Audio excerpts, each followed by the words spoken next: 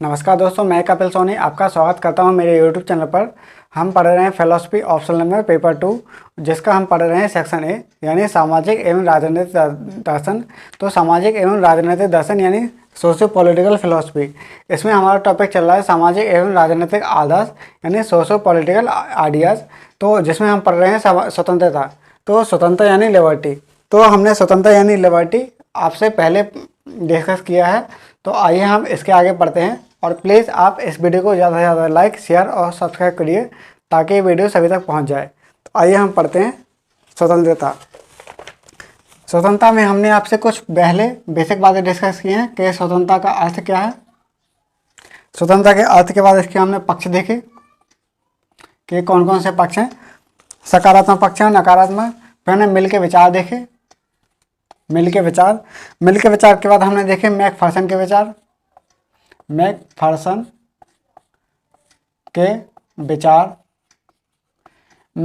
के विचार के बाद फिर हमने देखे इसमें इसके कौन कौन से प्रकार हैं, और हमने देखे इसमें हम देखेंगे इसमें मार्क्सवादी अवधारणा।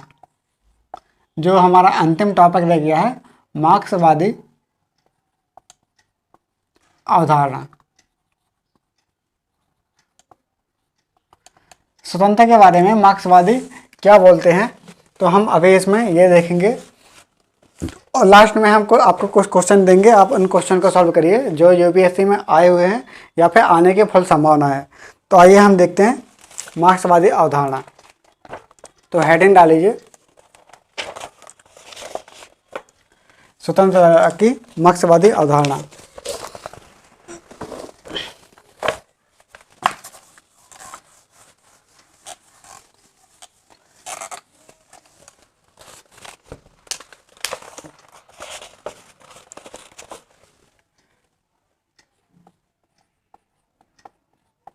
स्वतंत्रता की मार्क्सवादी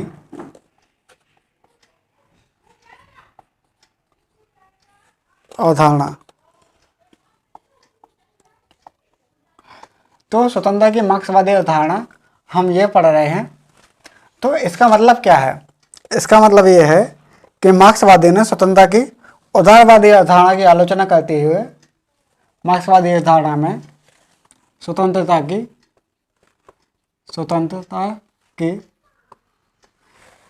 मार्क्सवादी अवधारणा में स्वतंत्रता की जो उदारवादी अवधारणा है, उदारवादी अवधारणा की आलोचना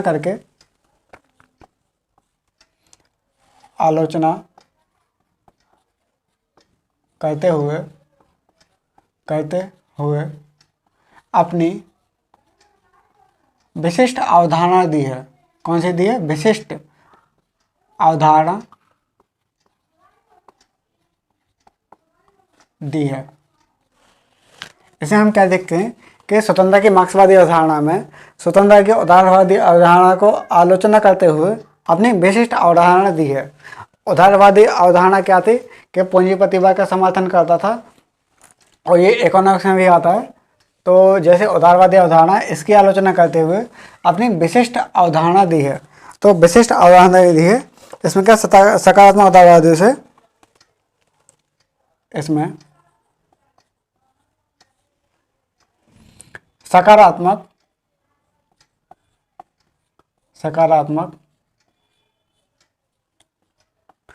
उदारवादियों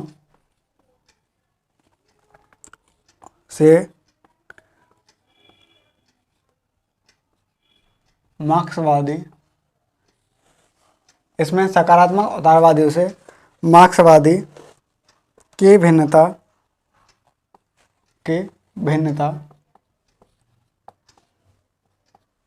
स्वतंत्रता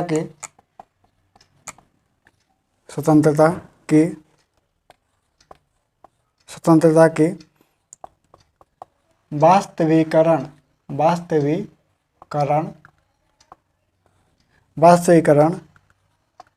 की प्रक्रिया को लेकर है। इन्होंने उदारवादी अवधारणा की आलोचना करी है और सकारात्मक उदारवादियों से मार्क्सवादियों की भिन्नता स्वतंत्रता के वास्तविकरण की प्रक्रिया को लेकर है। इसकी जो भिन्नता है स्वतंत्रता के वास्तविकरण की प्रक्रिया को लेकर है। और उदारवादियों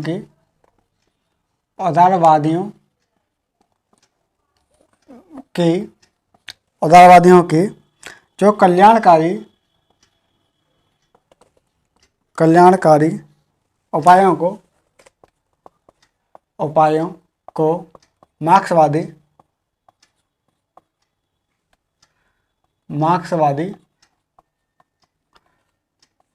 उदारवादियों के कल्याणकारी उपायों को मार्क्सवादी पर्याप्त नहीं मानते।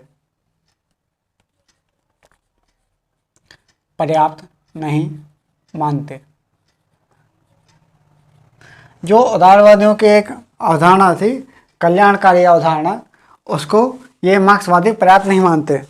ये बोलते हैं कि रचनात्मक स्वतंत्रता, ये मानते हैं कि रचनात्मक स्वतंत्रता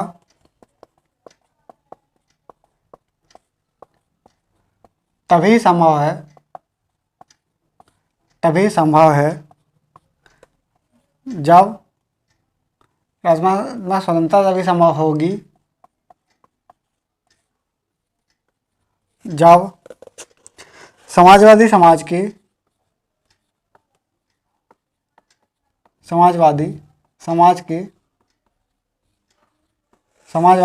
की अवस्था में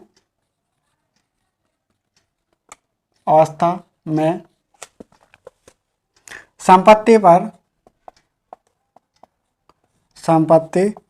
पर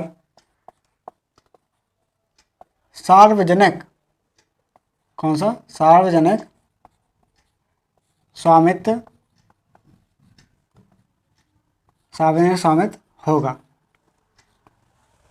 और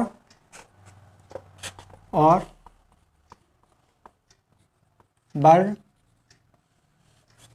असमानता नहीं होगी।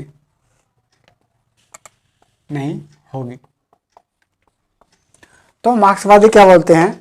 मार्क्सवादी बोलते हैं कि स्वतंत्रता की उदारवादी अवधारणा की आलोचना करते हुए अपनी विशिष्ट अवधारणा दी है। कौन सी दी है अवधारणा? विशिष्ट अवधारणा। इसके अनुसार सकारात्मक स्वतंत्रता उदारवादियों से मार्क्सवादियों की भिन्न स्वतंत्रता की वास्तविकरण की प्रक्रिया को लेकर है। इसकी जो भिन्नता है, जो सकारात्मक उदारवादियों की जो अवधारणा है उससे भिन्न है। और ये उदारवादियों के कल्याणकारी उपाय, जो सकारात्मक उदारवादी है उनके अवधारणा है कल्याणकारी उपाय, तो कल्याणकारी उपायों को ही पर्याप्त नहीं मानते हैं। ये मानते हैं कि रचनात्मक स्वतंत्रता तभी संभव होगी जब समाजवादी समाज की अवस्था में संपत्ति पर सार्वजनिक स्वामित्व होगा और वर्ग असमानता नहीं होगी। तो ये किसने बोला है? ये मार्क्सवादी अवधारणा है। तो ये हमने देखा, ये है मार्क्सवादी अवधारणा। और स्वतंत्रता की जो मार्क्सवादी अवधारणा है उसके कुछ बिंदु भी हैं। कौन कौन से बिंदु हैं आइए हम डिस्कस कर लेते हैं। जैसे मार्क्सवादी अवधारणा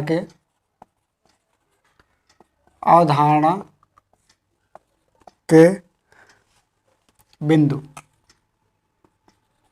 मार्क्सवादी अवधारणा के कौन कौन से बिंदु हैं आइए हम देख लेते हैं। बिंदु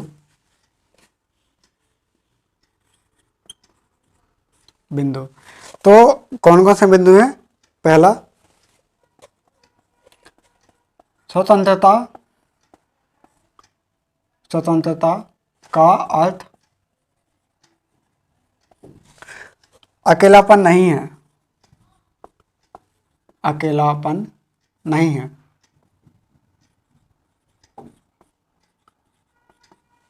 स्वतंत्रता का अर्थ अकेलापन नहीं है। दूसरा, व्यवस्था से स्वतंत्रता की ओर, व्यवस्था से स्वतंत्रता की ओर। और तीसरा, स्वतंत्रता का मानवीय आधार, स्वतंत्रता का मानवीय आधार। तो मार्क्सवादी अवधारणा के संकल्पना के कुछ बिंदु हैं, जैसे स्वतंत्रता का अर्थ अकेलापन नहीं है, व्यवस्था से स्वतंत्रता की ओर, और स्वतंत्रता का मानवीय आधार। तो इसमें जो पहला दिया गया है, स्वतंत्रता का अर्थ अकेलापन नहीं है, ये यूपीएससी का क्वेश्चन है। किसका? यूपीएससी का क्वेश्चन है। विवेचना कीजिए, विवेचना कीजिए किनके अनुसार? मार्क्सवादी के अनुसार, मार्क्सवादी के अनुसार विवेचना कीजिए। मार्क्सवादियों के अनुसार विवेचना कीजिए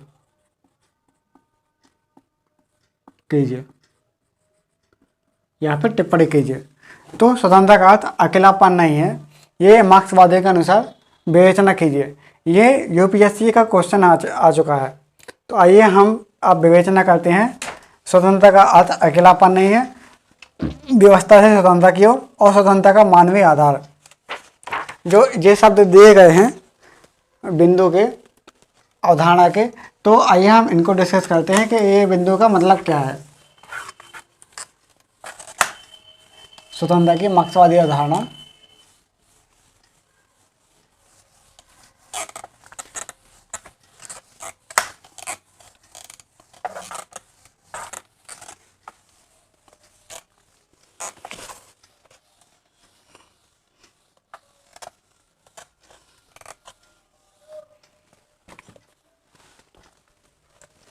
तो मार्क्सवादी के अनुसार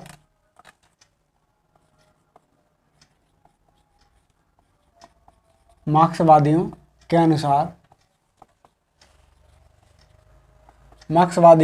के अनुसार स्वतंत्रता ऐसी स्थिति नहीं है, ऐसी स्थिति नहीं है कि व्यक्ति को अकेला छोड़ दिया जाए, अकेला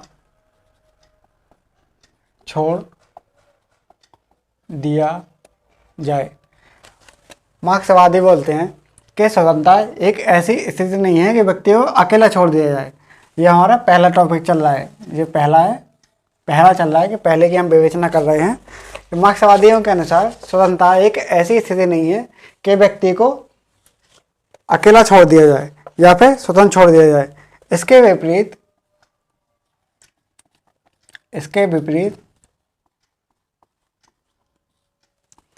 स्वतंत्रता या परतंत्रता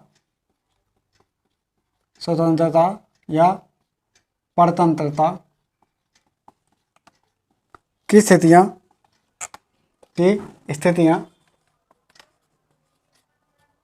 इसके अनुसार स्वतंत्रता या परतंत्रता की स्थितियां सामाजिक व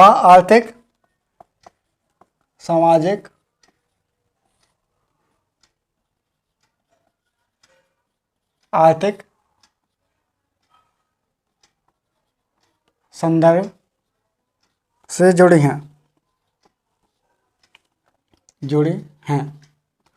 और समाज से कटा हुआ या अलग हुआ व्यक्ति स्वतंत्र नहीं माना जा सकता।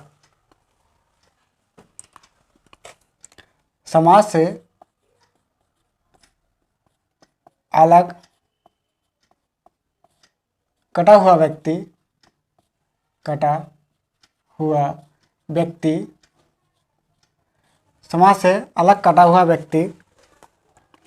स्वतंत्रता का उपभोग नहीं कर सकता।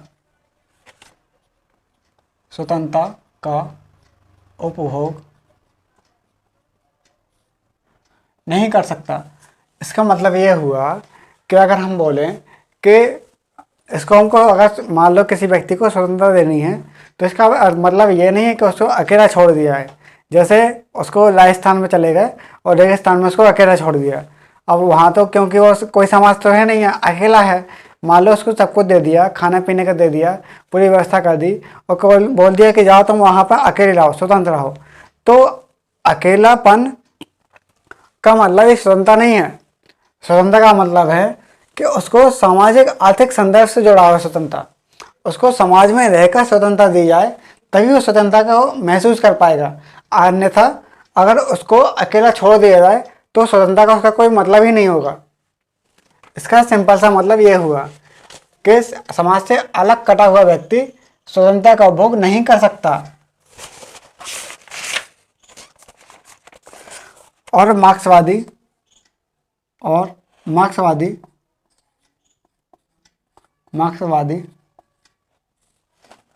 उपयोगितावाद की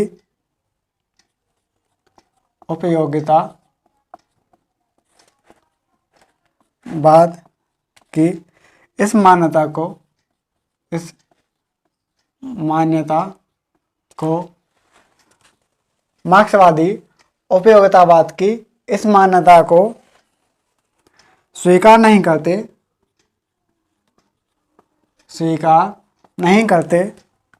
कि भिन्न भिन्न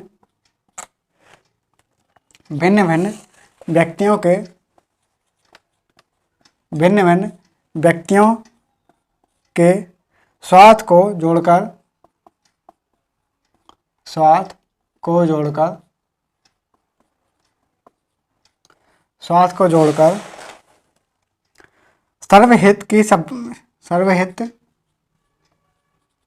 सर्वहित यानी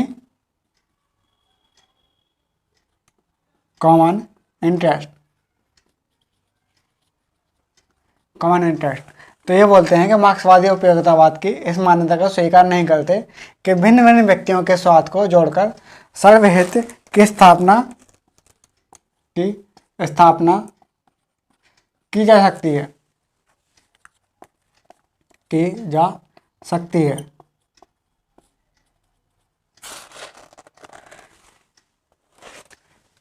इसके विपरीत सर्वहित की सिद्धि के लिए यह आवश्यक है सर्वहित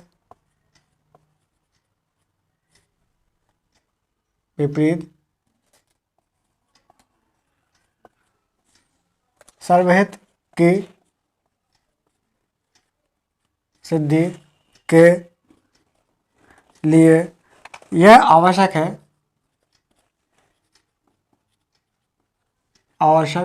है कि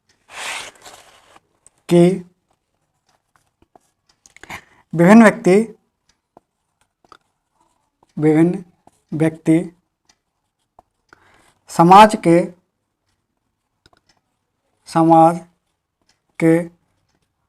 रूप में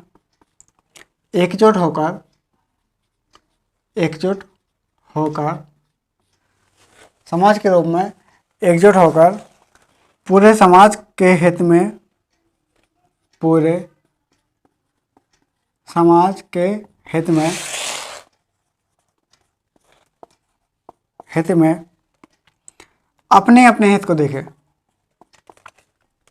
अपने हित को देखें, मार्क्सवादी बोलते हैं ये उपयोगितावाद की इस मान्यता को स्वीकार नहीं करते कि भिन्न भिन्न व्यक्तियों के स्वार्थ को जोड़कर सर्वहित की स्थापना की जा सकती है।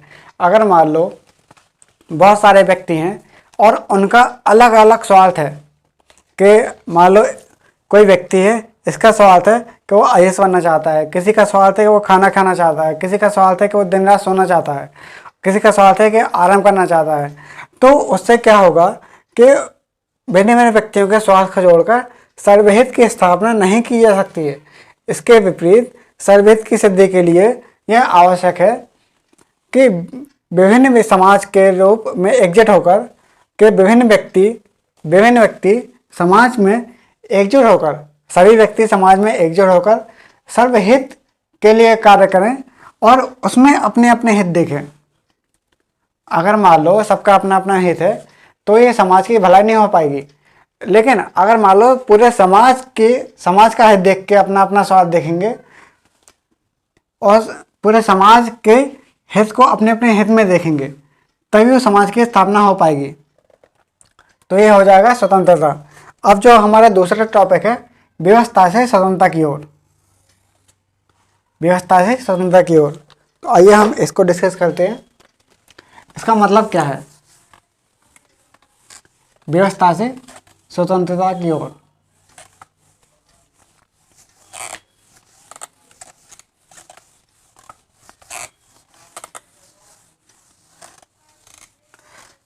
और प्लीज़ अगर लिखना है, वैसे तो मैं बोल रहा हूँ हर एक चीज़, अगर आपको फिर भी अगर बोर्ड से लिखा हुआ देखना है तो आप वीडियो को पॉज करिए और लिख लीजिए, फिर आगे बढ़िए और इसके प्रॉपर नोट्स बनाते जाइए। अगर आपको अच्छे से प्रिपरेशन करनी है तो आप प्रॉपर नोट्स बनाइए, नोट्स में कोई कमी नहीं रहेगी और इसके बाहर कोई क्वेश्चन नहीं जाएगा। जैसे इसमें व्यवस्था से स्वतंत्रता की ओर, व्यवस्था से स्वतंत्रता की ओर, इसका अर्थ क्या है? इसका अर्थ क्या है व्यवस्था से स्वतंत्रता की ओर? इसका अर्थ हम देखते हैं कि मार्क्सवादी मानते हैं कि संसार के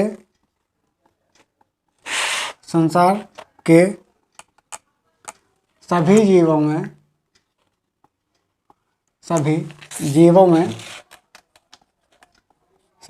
में केवल मनुष्य ही ऐसा प्राणी है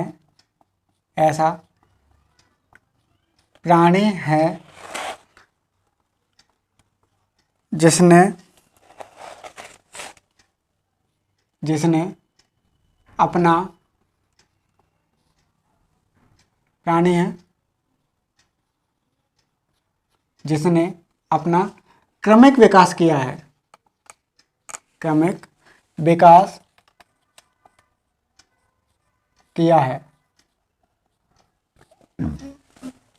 मतलब ये हुआ कि पूरे संसार में केवल मनुष्य ही है जिसने अपना क्रमिक विकास किया है। जैसे कोई जानवर है, जानवर को देख रहे हैं जब से वो पैदा हुआ है और प्राचीन काल से जब से चल रहा है, जब से उसकी उत्पत्ति हमको समझ में आती है, जब से लेकर आज तक वो वैसे के वैसे ही है। लेकिन मनुष्य ही है जिसने अपना क्रमिक विकास किया है। जैसे वो पहले मांस खाता था, आग जलाना नहीं जानता था, बाद में उसने आग जलाना सीखा, अपना विकास किया, समाज बनाया, समाज में रहने लगा और उसके बाद पढ़ाई करने लगा, अपना विकास किया, व्यापार करने लगा, यहाँ से वहाँ जाने लगा। फिर उसने फैक्ट्रियाँ शुरू करी, फैक्ट्रियाँ करने के बाद उसने अपने परिवहन शुरू करे, तो उसने अपना क्रमिक विकास किया है। तो केवल मनुष्य ही है जिसने अपना क्रमिक विकास किया है और अपने को प्रकृति की दासता से मुक्त कर लिया है,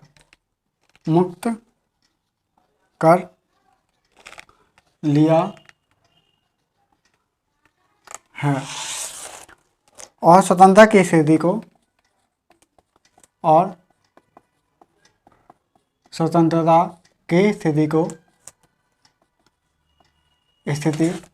को संभव बनाया है। अपने आप को प्रकृति की दास्ता से मुक्त कर लिया है और स्वतंत्रता की स्थिति को बनाया है। मतलब क्या हुआ कि पहले वो प्रकृति पर ही निर्भर था। जैसे मान लो खेती होती थी तो केवल खेती में प्राकृतिक वर्षा पर ही निर्भर था, लेकिन आजकल ट्यूबवेल चल गए हैं, उनसे खेतों की सिंचाई हो जाती है। तो मतलब यह है कि प्राकृतिक दास्ता से उसने मुक्त कर लिया है और स्वतंत्रता की स्थिति को संभव बनाया है। परंतु लेकिन ये जो स्वतंत्रता है अभी अधूरी है, स्वतंत्रता अधूरी है। ये जो स्वतंत्रता है ये अभी अधूरी है, क्योंकि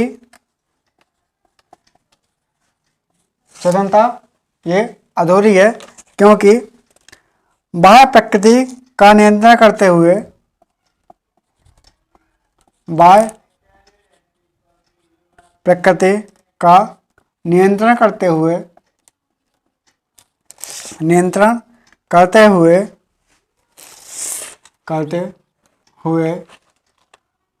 मनुष्य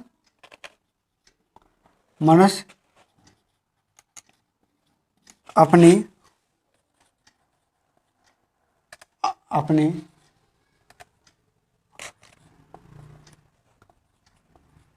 आंतरिक प्रकृति को नियंत्रित करना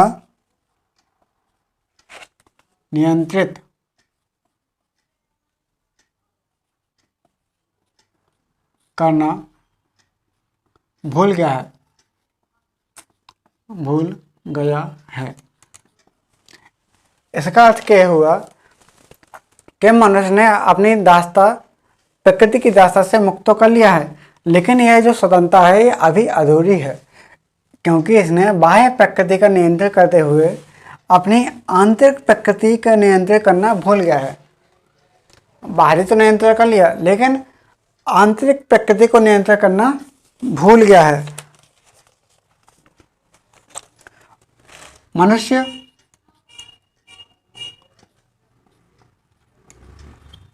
सभ्यता के आराम से ही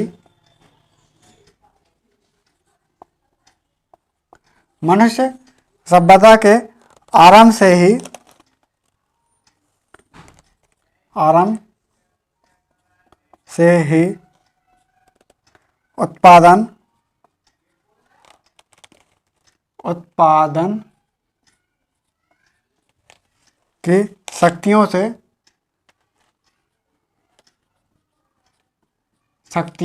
से दबा जा रहा है। मनुष्य सभ्यता के आरंभ से ही उत्पादन की शक्तियों से दबा जा रहा है। पहले क्या था, मनुष्य क्या स्वतंत्र था, लेकिन जैसे ही विकास हुआ है और जैसे जैसे सभ्यता बनी है, जैसे जैसे उसका विकास हुआ है, वैसे वैसे वो उत्पादन से जुड़ता जा रहा है, और उत्पादन से जुड़ता जा रहा है तो उसमें उत्पादन का दबाव बनता जा रहा है कि हमको ये उत्पादित करना है, ये उत्पादन करना है, और अपनी स्वतंत्रता भूल गया है। अर्थात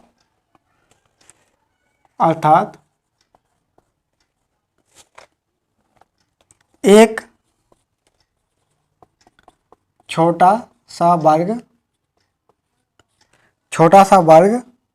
उत्पादन के साधनों पर स्वामित्व स्थापित करके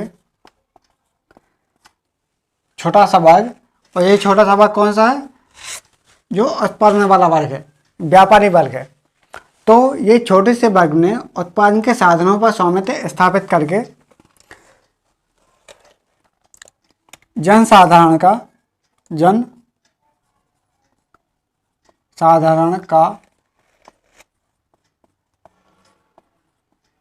शोषण आरंभ कर दिया है या फिर करता जा रहा है।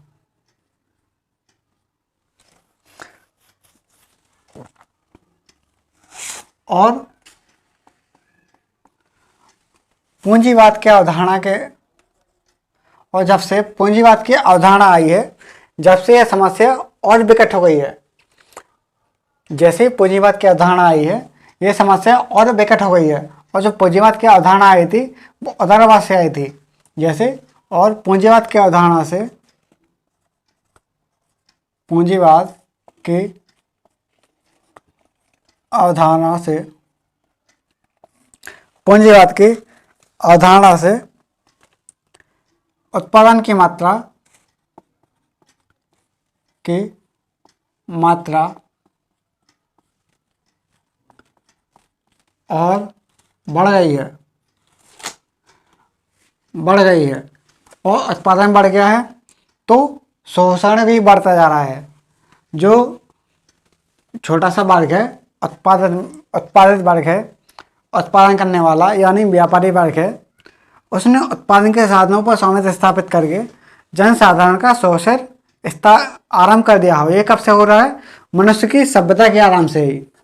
जैसे ही मनुष्य की सभ्यता स्टार्ट हुई थी, तो सभ्यता के आरंभ से ही उसने साधनों पर स्वामित्व स्थापित कर लिया है और शोषण भी आरंभ कर दिया। और पूंजीवाद की अवधारणा उत्पादन की मात्रा और बढ़ गई। पूंजीवाद की अवधारणा से उत्पादन की मात्रा और बढ़ गई और शोषण भी और बढ़ गया। शोषण भी और बढ़ गया और जनसाधारण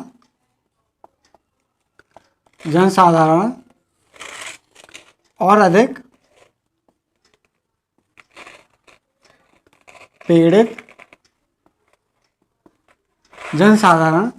अधिक पीड़ित और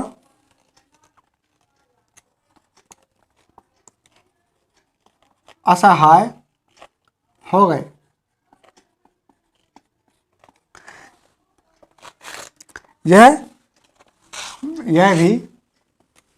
यह भी व्यवस्था की स्थिति है।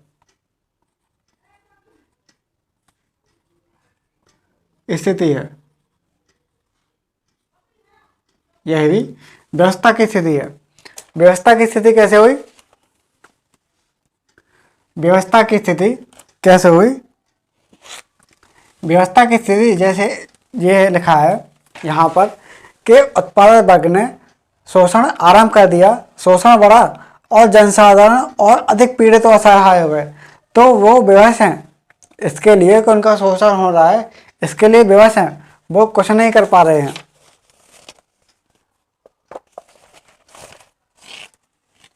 और इसका उपाय क्या है? इसका उपाय ये है कि इसका उपाय क्या है? इसको हम देखेंगे स्वतंत्रता का मानवीय आधार। इसको हम देखेंगे उपाय। वैज्ञानिक समाजवाद की सहायता से वैज्ञानिक समाजवाद की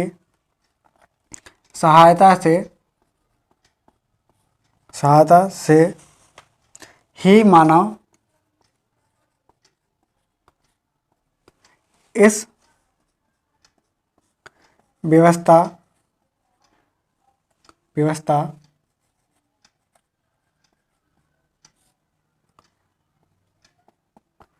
लोक से निकलकर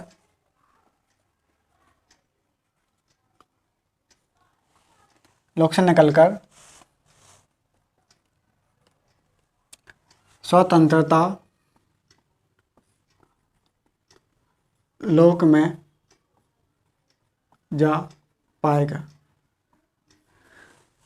तो व्यवस्था से स्वतंत्रता की ओर, इसका अर्थ ये है कि मार्क्सवादी मानते हैं कि स्वतंत्रता के सभी जीवों में केवल मनुष्य ही ऐसा प्राणी है जिसने अपना क्रमिक विकास किया है। लेकिन जैसे ही उसने अपना विकास किया है, तो उससे क्या हुआ है कि ये स्वतंत्रता अधूरी है। और स्वतंत्रता अधूरी है, इसका मतलब ये हुआ कि मनुष्य ने सभ्यता के आरंभ से ही उत्पादन की होड़ में लगा है, और जैसे ही उत्पादन की होड़ में लगा है तो उसने शोषण स्टार्ट कर दिया है। मतलब जो गरीब लोग हैं वो और अधिक पीड़ित और असहाय हो गए। तो ये व्यवस्था की स्थिति हो गई। और व्यवस्था की स्थिति का उपाय क्या है कि वैज्ञानिक समाजवाद की सहायता से ही मानव इस व्यवस्था से निकलकर स्वतंत्रता लोक में जा पाएगा, नहीं तो ऐसे ही व्यवस्था रहेगी। हम तीसरा टॉपिक करते हैं इसका।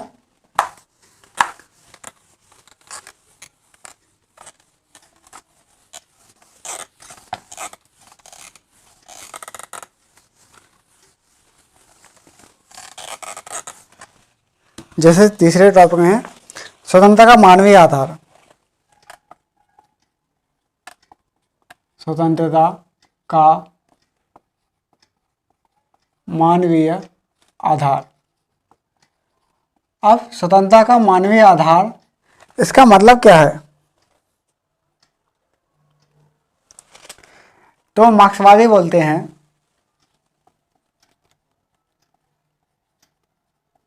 मार्क्सवादी के अनुसार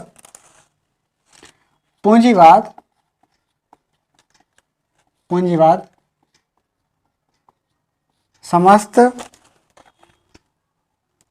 मानवीय क्षमताओं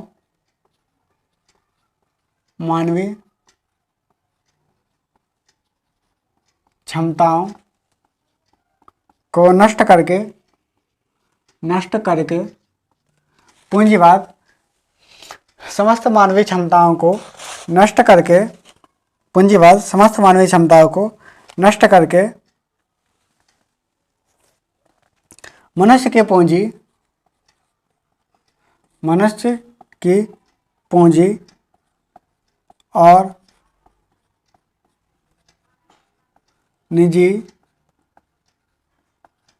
संपत्ति के हाथ की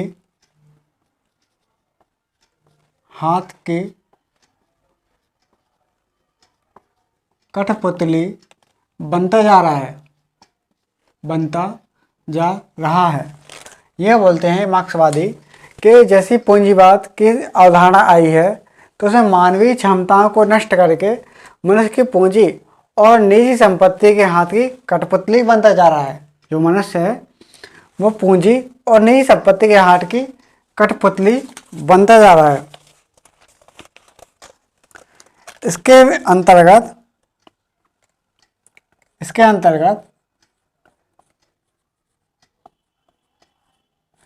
अंतर्गत जो पूंजीपति वर्ग भी अपनी स्वतंत्रता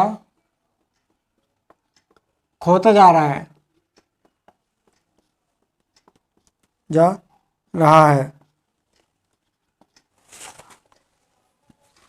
इसके अंतर्गत पूंजीपति वर्ग भी अपनी स्वतंत्रता खोता जा रहा है। अब पूंजीपति वर्ग कैसे अपनी स्वतंत्रता खो रहा है? क्योंकि एक कंपटीशन में जा रहा है, मतलब प्रतिस्पर्धा आ गई है। इसके अंदर प्रतिस्पर्धा आ गई है।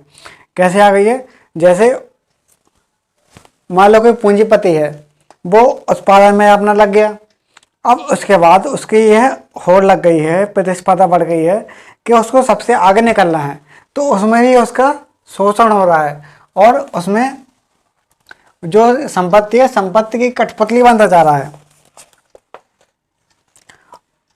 और वह खोता जा रहा है जिससे प्रतिस्पर्धा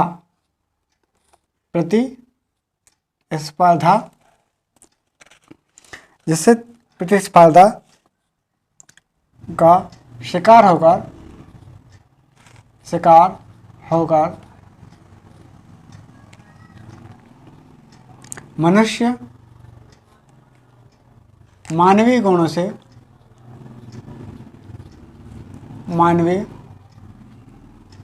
से वंचित होता जा रहा है।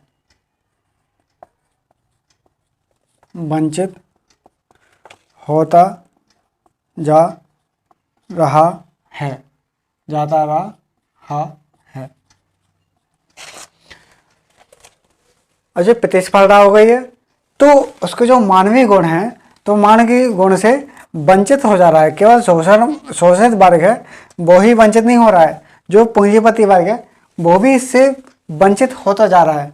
तो इसका क्या उपाय है?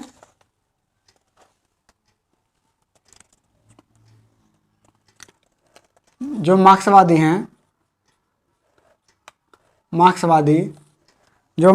हैं स्वतंत्रता के मानवीय पक्षों को उभारने का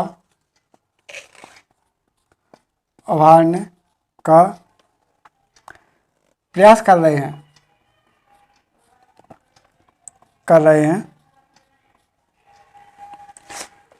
इसलिए वे पूंजीवाद की जगह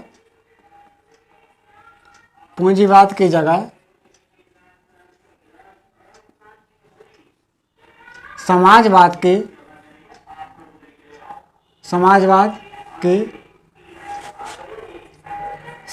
की अवधारणा लाना चाहते हैं।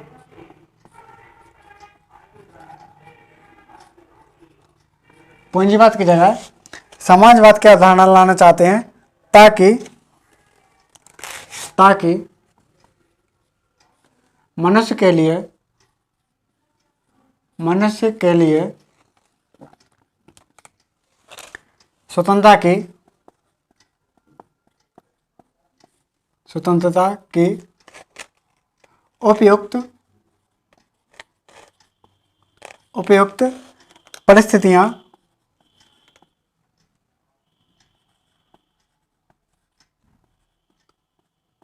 जुटाई जा सकें।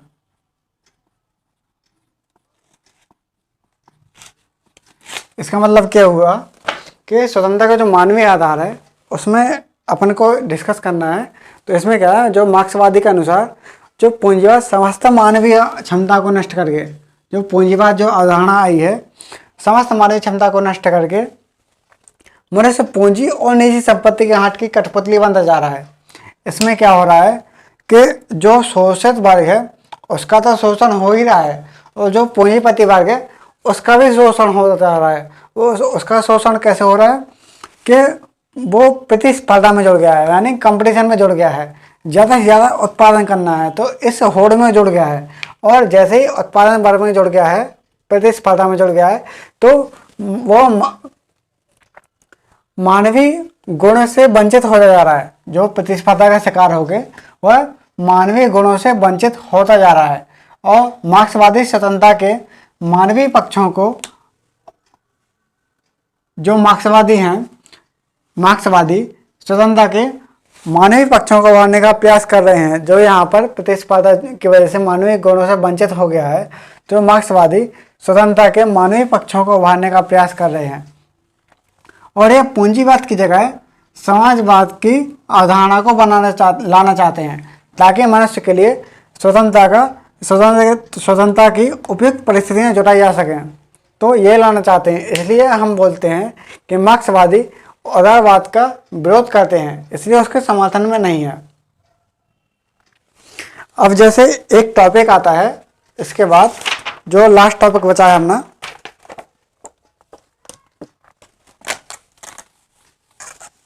आज इसको खत्म ही कर दे रहे।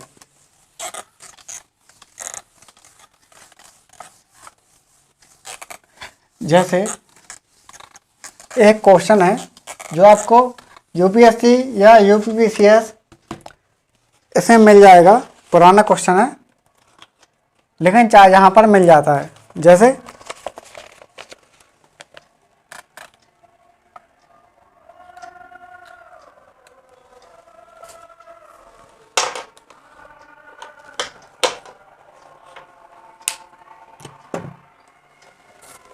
क्वेश्चन है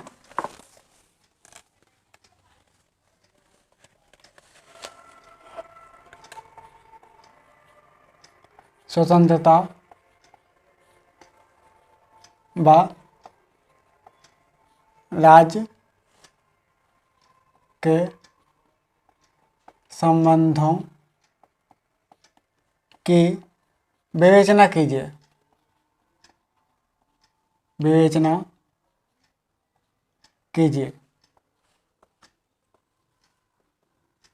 ये यूपीएससी में आ चुका है या यूपीपीसीएस में कहीं पर आ चुका है। यूपीपीसीएस में आ चुका है। स्वतंत्रता व राज्य के संबंधों की विवेचना कीजिए। स्वतंत्रता और राज्य के संबंधों की विवेचना कीजिए। इसमें क्या है, इसके दो पक्ष हैं, इसके दो पक्ष हैं। दो पक्ष कैसे हुए? कभी कभी बोलते हैं कि स्वतंत्रता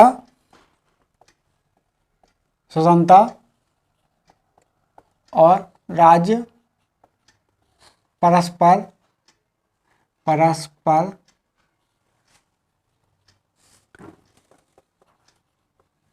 विरोधी हैं। इन्हीं के अनुसार कभी कभी बोलते हैं कि स्वतंत्रता और राज्य परस्पर विरोधी हैं। विरोधी कैसे हुए? कि राज्य के पास संप्रभुता है। क्या है?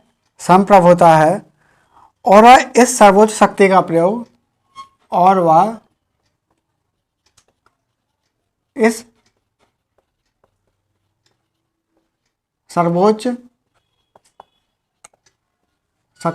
का प्रयोग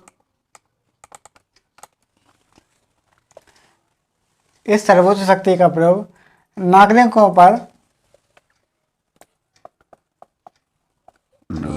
नागरिकों की स्वतंत्रता को नष्ट करने या उसे प्रतिबंधित करने में कर सकता है।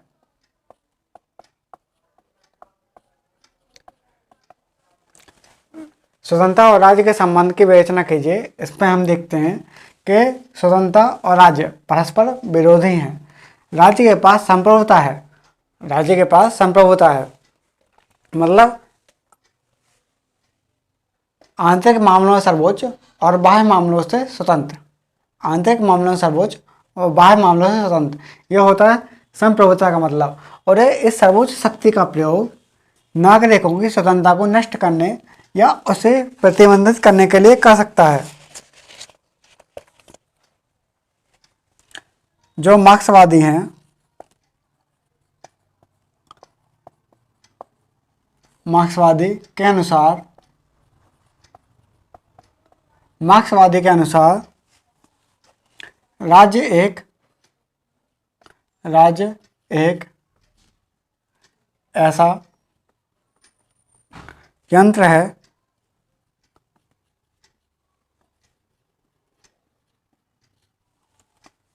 जिसका प्रयोग शोषक शासक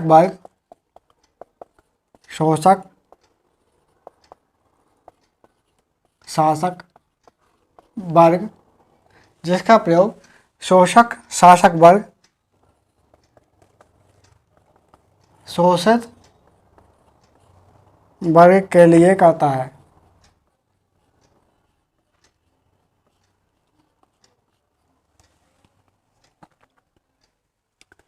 इसलिए मनुष्य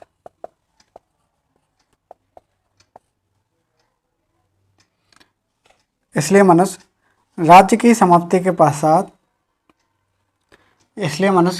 केवल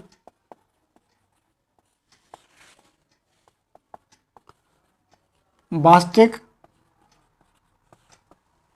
रूप से राज्य की समाप्ति के पश्चात वर्ग विहीन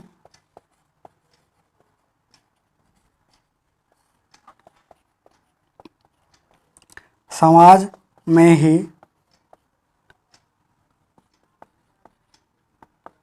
स्वतंत्रता का अनुभव कर सकता है।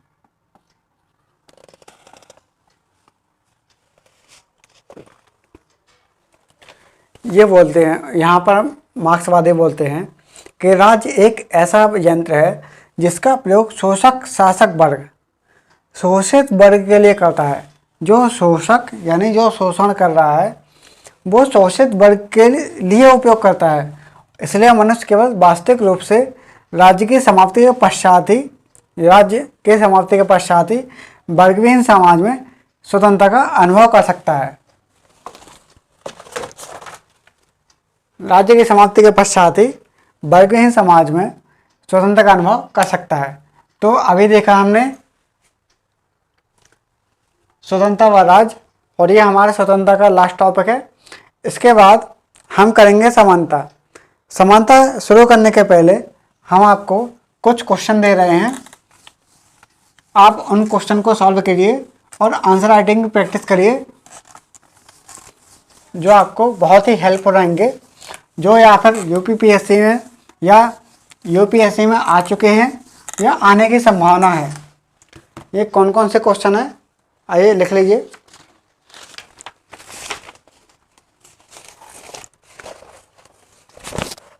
पहला क्वेश्चन, पहला, स्वतंत्रता। इस पर टिप्पणी करना है, टिप्पणी कीजिए। स्वतंत्रता पर एक हमको टिप्पणी करना है, और ये क्वेश्चन यूपीएससी में आ चुका है। स्वतंत्रता पर हमको टिप्पणी करना है और ये क्वेश्चन यूपीएससी में आ गया है। दूसरा क्वेश्चन है इसका, स्वतंत्रता पर जे एस मिल के विचार पर टिप्पणी कीजिए, टिप्पणी कीजिए। ये यूपीपीसीएस में आ चुका है, यूपीपीसीएस में। तो आप इन क्वेश्चन को सॉल्व करिए। तीसरा क्वेश्चन है, मनुष्य अपने शरीर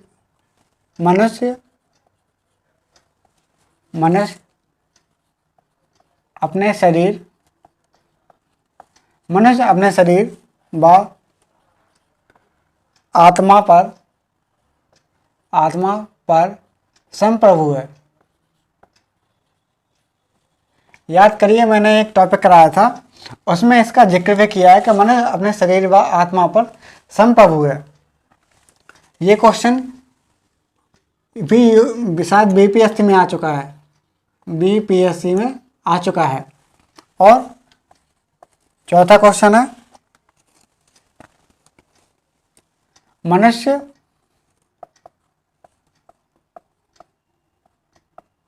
स्वतंत्र पैदा होता है,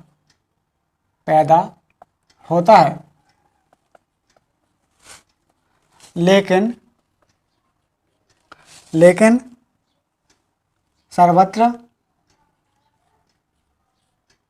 सर्वत्र वह बंधनों में बढ़ जाता है।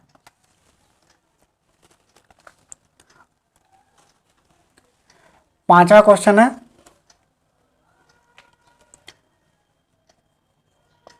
मिल खोखली स्वतंत्रता व अमूर्त व्यक्ति का मसीहा है।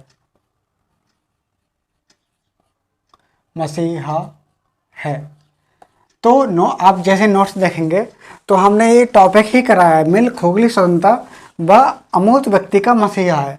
ये हम आलोचना कर रहे थे, तो आलोचना में हमने इसको डिस्कस किया है। अब ये खोखली स्वतंत्रता क्या होती है और अमूर्त व्यक्ति क्या होता है, तो हमने आपको बताया है। इसके बाद छठवां क्वेश्चन है,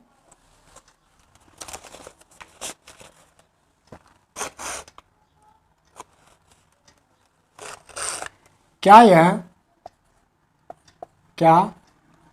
यह कहना सही है कि स्वतंत्रता